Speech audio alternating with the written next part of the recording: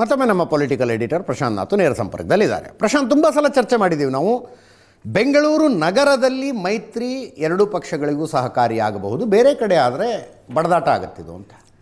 But ದೇವೇಗೌಡರ ತಲೆಯಲ್ಲಿ ಏನಿದೆ ಅಂತ ಗೊತ್ತಾಗ್ತಿಲ್ಲ. ಅಂದರೆ ಅವತ್ತು ಹಂಗೆ ಹೇಳಿದರು, ಇವತ್ತು ಹಿಂಗೆ ಹೇಳ್ತಾ ಇದ್ದಾರೆ. ಅಜಿತ್, ಅವತ್ತು ಹೇಳಿದ ಮೇಲೆ ಕಾವೇರಿಯಲ್ಲಿ ಸಾಕಷ್ಟು ನೀರು ಹರಿದು ಹೋಗಿದೆ. ಯಾಕಂದರೆ ಆ ರೀತಿ ದೇವೇಗೌಡರು ಹೇಳಿದ ಮೇಲೆ ಅದನ್ನು ಕ್ಯೂ ತೆಗೆದುಕೊಂಡು ರೇವಣ್ಣ ಪ್ರೀತಮ್ ಗೌಡ ಮೇಲೆ ಅಟ್ಯಾಕ್ ಮಾಡಿದರು. ಪ್ರೀತಮ್ ರೇವಣ್ಣ ಮೇಲೆ ಅಟ್ಯಾಕ್ ಮಾಡಿದರು. ಕರೆಕ್ಟ್. ನಂತರ ವಿಜಯೇಂದ್ರ ನಿಖಿಲ್ ಕುಮಾರಸ್ವಾಮಿ ಮಾತಿಗೆ ಮಾತು ಬೆಳೆ ಹಂಗೆ ಮೇಲೆ ವಿಜಯೇಂದ್ರ ಕೂಡ ಬಂದರು. ಆದರೆ ನಂತರ ಬಿ ಜೆ ಪಿಯ ಕಾರ್ಯಕಾರಿಣಿಗೋಸ್ಕರ ಕೇಂದ್ರದ ನಾಯಕರು ಬೆಂಗಳೂರಿಗೆ ಬಂದಿರತಕ್ಕಂಥ ಸಂದರ್ಭದಲ್ಲಿ ಈಗಿನ ಪರಿಸ್ಥಿತಿಯಲ್ಲಿ ಫೋಕಸ್ ಕಾಂಗ್ರೆಸ್ ಮೇಲೆ ಇರಬೇಕೇ ಹೊರತು ಜೆ ಡಿ ಎಸ್ನವರು ನೀವು ಮಾಧ್ಯಮಗಳಲ್ಲಿ ಬಡದಾಡ್ಕೊಳ್ಬೇಡಿ, ನೀವು ನಿರ್ಣಯ ತೆಗೆದುಕೊಳ್ಳೋರಲ್ಲ, ಇದು ಹೈಕಮಾಂಡ್ ನಿರ್ಣಯ ತೆಗೆದುಕೊಳ್ಳೋದು ಅನ್ನೋದನ್ನು ಬಿ ಜೆ ಪಿಯ ದಿಲ್ಲಿಯಿಂದ ಬಂದಿರತಕ್ಕಂಥ ನಾಯಕರು ಕರ್ನಾಟಕದ ನಾಯಕತ್ವಕ್ಕೆ ಬಹಳ ಸ್ಪಷ್ಟವಾಗಿ ಹೇಳಿ ಹೋಗಿದ್ದಾರೆ. ಯಾವುದೇ ಕಾರಣಕ್ಕೂ ಕೂಡ ಈಗ ಮೈತ್ರಿ ಆಗತ್ತೋ ಬಿಡುತ್ತೋ ಅದು ಮುಂದಿನ ಮಾತು. ಆದರೆ ಈ ಹಂತದಲ್ಲಿ ದಯವಿಟ್ಟು ಮಾಧ್ಯಮಗಳ ಮೂಲಕ ಈ ಒಂದು ಫೈಟನ್ನು ಮಾಡಿ ಕಾಂಗ್ರೆಸ್ ಮೇಲಿರ್ತಕ್ಕಂಥ ಫೋಕಸ್ಸನ್ನು B J P J D S ಯಾವುದೇ ಚುನಾವಣೆಯೂ ಇಲ್ಲಿವರೆಗೆ ಅನೌನ್ಸ್ ಆಗದೇ ಇರುವಾಗ B J P J D ಎಸ್ನ ಮೈತ್ರಿ ಮಾಧ್ಯಮಗಳಲ್ಲಿ ಚರ್ಚೆಯಾಗಿ ಪಬ್ಲಿಕ್ ಪರ್ಸೆಪ್ಷನ್ ಏನೂ ಡೆವಲಪ್ ಆಗ್ತಕ್ಕಂಥ ಕಾರಣಕ್ಕೆ ಅವಕಾಶ ಮಾಡಿಕೊಡಬೇಡಿ ಅನ್ನೋದನ್ನು ಹೇಳಿದ ನಂತರ ಜೆ ಡಿ ಎಸ್ ಕೂಡ ಈಗ ಒಂದು ಬ್ಯಾಕ್ ಸ್ಟೆಪ್, ಯಾಕಂದರೆ ನಿಖಿಲ್ ಸ್ವಲ್ಪ 2 ಹೆಜ್ಜೆ ಮುಂದೆ ಹೋಗಿದ್ರು, ಕುಮಾರಸ್ವಾಮಿ 1 ಹೆಜ್ಜೆ ಹಿಂದಿಟ್ಟಿದ್ರು, ದೇವೇಗೌಡರ ಹೇಳಿಕೆ ಅಂದರೆ ಅದು 2 ಹೆಜ್ಜೆ ಹಿಂದೆ ಜೆ ಡಿ ಎಸ್ ಕೂಡ ತೆಗೆದುಕೊಂಡಿದೆ. ನಾನು ಕೆಲ ಜೆ ಡಿ ಎಸ್ ನಾಯಕರನ್ನು ಕೇಳಿದೆ, ದೇವೇಗೌಡರ ಕುಟುಂಬಕ್ಕೆ ಸೇರಿರ್ತಕ್ಕಂಥವ್ರನ್ನ, ಯಾಕೆ ಈ ಅಟ್ಯಾಕ್ ನಡೀತಾ ಇದೆ ಅಂತ. ಅವ್ರು ಹೇಳಿದ್ದು, ಇಲ್ಲ ಮಂಡ್ಯ, ಹಾಸನ, ರಾಮನಗರ ಭಾಗದಲ್ಲಿ ಸಂಘಟನೆ ವೀಕ್ ಆಗ್ತಿದೆ, ನಾವು ಬಿ ಜೆ ಪಿ ಜೊತೆ ಮೈತ್ರಿ ಮಾಡ್ಕೊಂಡಿದ್ದೀವಿ ಅನ್ನೋ ಕಾರಣಕ್ಕೋಸ್ಕರ ನಾವು ಈಗ ಸುಮ್ಮನೆ ಕೂತ್ಕೊಂಡ್ಬಿಟ್ರೆ ಕರೆಕ್ಟ್. ಹೌದು. ಜೆ ಡಿ ಎಸ್ ಮುಂದಿನ ದಿನಗಳಲ್ಲಿ ಹೆಂಗೆ ನಾವು ಸ್ಥಳೀಯ ಸಂಸ್ಥೆ ಚುನಾವಣೆಯನ್ನು ಎದುರಿಸಬೇಕಾಗತ್ತೆ, ಯಾಕಂದರೆ ಬಿ ಜೆ ಪಿಯವರು ಆ ಭಾಗಗಳಲ್ಲಿ ಸಾಕಷ್ಟು ಅಗ್ರೆಸಿವ್ ಆಗಿದ್ದಾರೆ ಅಂತಕ್ಕಂಥದ್ದು.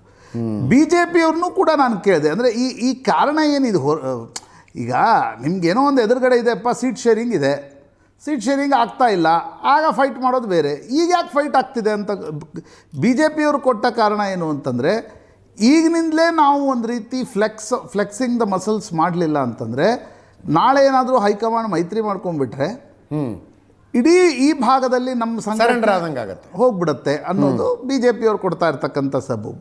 ಈಗ ನನಗನ್ಸುತ್ತೆ, ಮೊನ್ನೆ 19ನೇ ತಾರೀಕೇನು ಕಾರ್ಯಕಾರಿಣಿ ಇತ್ತು, ಆಗ ದಿಲ್ಲಿಯಿಂದ ಬಂದಿರತಕ್ಕಂಥ ನಾಯಕರು ಇಡೀ ಒಂದು ರಾಜ್ಯ ನಾಯಕತ್ವಕ್ಕೆ ಹೇಳಿರ್ತಕ್ಕಂಥ ಪ್ರಮುಖವಾಗಿರ್ತಕ್ಕಂಥ ಅಂಶ, ಜೆ ಡಿ ಎಸ್ ಜೊತೆಗಿನ ಮೈತ್ರಿ ಬಗ್ಗೆ ಈಗೇನು ಕಮೆಂಟ್ ಮಾಡಬೇಡಿ, ಜೆ ಡಿ ಎಸ್ಗೂ ಕೂಡ ಇದನ್ನು ಕಮ್ಯುನಿಕೇಟ್ ಮಾಡಲಾಗಿದೆ ಅನ್ನೋದನ್ನು ಹೈಕಮಾಂಡ್ ಮೂಲಗಳು ಖಚಿತಪಡಿಸ್ತಾ ಇವೆ. ಆ ಕಾರಣದಿಂದ ದೇವೇಗೌಡರು ಹೇಳ್ತಿದ್ದಾರೆ ಮೈತ್ರಿ. ಬೆಂಗಳೂರು ಈಗ ಬಿ ಜೆ ಪಿಯಲ್ಲಿ ಇರ್ತಕ್ಕಂಥದ್ದೇನು, ಬೆಂಗಳೂರು ಮಹಾನಗರ ಪಾಲಿಕೆಗೆ ನಮಗೆ ಮೈತ್ರಿ ಬೇಕು. ಹೌದು, ಯಾಕಂದರೆ ಔಟ್ಸ್ಕರ್ಟ್ಸ್ನಲ್ಲಿ ಏನಿದೆ ಒಕ್ಕಲಿಗ ಪ್ರಾಬಲ್ಯ ಇದೆ, ಒಕ್ಕಲಿಗ ಪ್ರಾಬಲ್ಯ ಏನಿದೆ, ಆ ಪ್ರಾಬಲ್ಯ ಜೆ ಡಿ ಎಸ್ ಜೊತೆ ಮೈತ್ರಿ ಮಾಡಿಕೊಂಡ್ರೆ ನಮಗೆ ಇನ್ನೂ ಹೆಚ್ಚು ಮತಗಳು ಬರ್ತವೆ. ಹೀಗಾಗಿ ಬೆಂಗಳೂರಿನಲ್ಲಿ ಜೆ ಡಿ ಎಸ್ನ ಮೈತ್ರಿ ಬೇಕು. ಉಳಿದ ಕಡೆ ಏನು ಮಾಡಬೇಕು ಅಂತಕ್ಕಂಥದ್ರ ಬಗ್ಗೆ ಆಗ ನಿರ್ಧಾರ ತೆಗೆದುಕೊಳ್ಳೋಣ, ಈಗೇನು ಮಾತಾಡಿ ಉಪಯೋಗ ಇಲ್ಲ ಅಂತಕ್ಕಂಥದ್ದನ್ನು ಕಮ್ಯುನಿಕೇಟ್ ಮಾಡಲಾಗಿದೆ ಅನ್ನೋದು. ಯಾಕಂದರೆ ವಿಜಯೇಂದ್ರ ಮತ್ತು ಅವರ ಆಪ್ತರು ಒಂದೇ ಹೆಸರು ಇರ್ತಕ್ಕಂಥದ್ದು ಪ್ರೀತಮ್ ಗೌಡ. ಪ್ರೀತಮ್ ಗೌಡ ಅವರಿಗೆ ಯಾವುದೇ ಕಾರಣಕ್ಕೂ ಈ ಮೈತ್ರಿ ಆದರೆ ತನ್ನ ಪೊಲಿಟಿಕಲ್ ಲೈಫ್ ಬಿ ಜೆ ಪಿಯಲ್ಲಿ ಒಂದು ಇಕ್ಕಟ್ಟಿಗೆ ಸಿಲುಕತ್ತೆ ಅಂತಕ್ಕಂಥದ್ದು ಅವ್ರ ಮನಸ್ಸಿನಲ್ಲಿ ಭಾಳ ಸ್ಪಷ್ಟ ಇದೆ. ಆ ಕಾರಣದಿಂದ ಅವ್ರು ಯಾವುದೇ ಕಾರಣಕ್ಕೂ ಮೈತ್ರಿ ಆಗಬಾರ್ದು ಅನ್ನೋದನ್ನು ಬಿ ಜೆ ಪಿ ನಾಯಕತ್ವಕ್ಕೆ ಹೇಳ್ತಿದ್ದಾರೆ. ಇನ್ನೊಂದು ಕಡೆ ನಿಖಿಲ್ ಕೂಡ ತನ್ನ ಪೊಲಿಟಿಕಲ್ ಪಾರ್ಟಿಯ ಕಾರ್ಯಕರ್ತರನ್ನು, ತಳಮಟ್ಟದ ಇಡೀ ಒಂದು ಎಕೋಸಿಸ್ಟಮನ್ನು ಜೀವಂತವಾಗಿಡಲಿಕ್ಕೆ ಅಥವಾ ತನ್ನ ಬಳಿ ಇಟ್ಕೊಳ್ಳಿಕ್ಕೆ ಬಿ ಜೆ ಪಿಯ ಕೆಲ ನಾಯಕರಿಗೆ ಟೀಕೆ ಟಿಪ್ಪಣಿಗಳಿಗೆ ಉತ್ತರವನ್ನು ಕೂಡ ಕೊಡ್ತಾ ಇದ್ದಾರೆ. ವಾತಾವರಣ ಗರಂ ಆಗಿತ್ತು. ದಿಲ್ಲಿ ನಾಯಕರು ಬಂದಮೇಲೆ ಸ್ವಲ್ಪ ತಿಳಿಯಾದಂತೆ ಕಂಡು ಬರ್ತಾ ಇದೆ. ಅಂದರೆ ದೇವೇಗೌಡರು ಈಗ ಹೇಳಿದರು ಅನ್ನುವ ಮಾತ್ರಕ್ಕೆ ಮೈತ್ರಿ ಆಗೇ ಬಿಡುತ್ತೆ ಅಂತ ಏನು ಅರ್ಥ ಮಾಡ್ಕೊಳ್ಬೇಕಾಗಿಲ್ಲ. ಅಜಿತ್, ನೋಡಿ, ಈಗ ಚನ್ನಪಟ್ಟಣದ ಚುನಾವಣೆ ಇತ್ತು, ಮೈತ್ರಿ ಇತ್ತಲ್ಲ, ಇಂಟ್ಯಾಕ್ಟ್ ಇತ್ತು. ಹೌದು. ಬಟ್ ಕುಮಾರಸ್ವಾಮಿ ಏನು ಹೇಳಿದರು, ಯಾವುದೇ ಕಾರಣಕ್ಕೂ ಯೋಗೇಶ್ವರ್ಗೆ ಟಿಕೆಟ್ ಕೊಡೋಂಗಿಲ್ಲ ಅಂತ. ಕರೆಕ್ಟ್. ಯಡಿಯೂರಪ್ಪನವ್ರ ಮನಸ್ಸಿನಲ್ಲೂ ಇತ್ತು ಯೋಗೇಶ್ವರ್ಗೆ ಟಿಕೆಟ್ ಕೊಡಬಾರ್ದು ಅಂತ. ಸೊ ಎರಡೂ ಕಡೆ ಅದು ಇದ್ದಿದ್ದರಿಂದ ಯೋಗೇಶ್ವರ್ಗೆ ಕಾಂಗ್ರೆಸ್ಗೆ ಹೋಗದೆ ಬೇರೆ ದಾರಿ ಇರಲಿಲ್ಲ. ಹೌದು. ಅದೇ ರೀತಿ ಈಗ ದೇವೇಗೌಡರು ಅದನ್ನು ಹೇಳಿದ್ದಾರೆ ನಿಜ, ಟು ಮೇಕ್ ಟೆಂಪರ್ಸ್ ಡೌನ್ ಅನಗತ್ಯವಾಗಿ. ಆದರೆ ನೋಡಿ, politicians are very flexible and very pragmatic people. ಅವ್ರಿಗೆ ಗೊತ್ತಿದೆ ಯಾವ ಸಂದರ್ಭದಲ್ಲಿ ಜಗಳ ಆಡಬೇಕು, ಯಾವ ಸಂದರ್ಭದಲ್ಲಿ ಆರಾಮಾಗಿರ್ಬೇಕು ಅಂತ. ಹೀಗಾಗಿ ದೇವೇಗೌಡರು ಒಂದು 2 ಹೆಜ್ಜೆ ಮೊಮ್ಮಗ ಮುಂದಿಟ್ಟ, 1 ಹೆಜ್ಜೆ ಮಗ ಹಿಂದಿಟ್ಟರು. ಈಗ ಅಜ್ಜ ಕೂಡ 2 ಹೆಜ್ಜೆ ಹಿಂದೆ ಇಡ್ತಾ ಇದ್ದಾರೆ.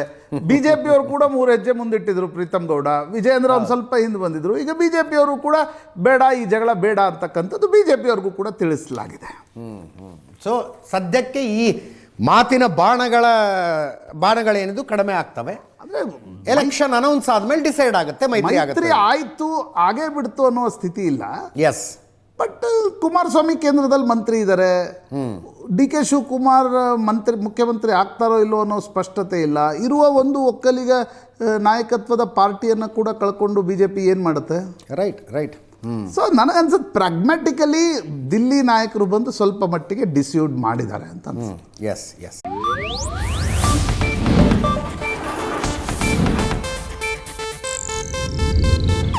ಇದು ಏಷ್ಯಾನೆಟ್ ನ್ಯೂಸ್ ನೆಟ್ವರ್ಕ್ ಪ್ರಸ್ತುತಿ.